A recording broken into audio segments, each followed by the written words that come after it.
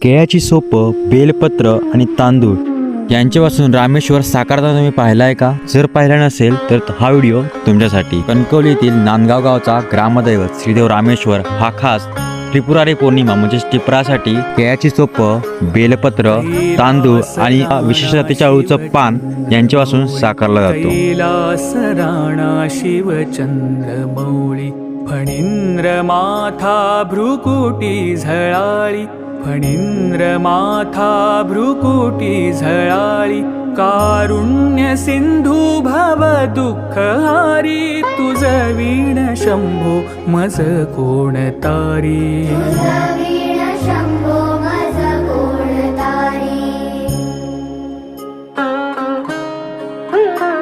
रविंदु दावानल पूर्ण भाळी स्वतेज नेत्री तिमिरौघ जाळी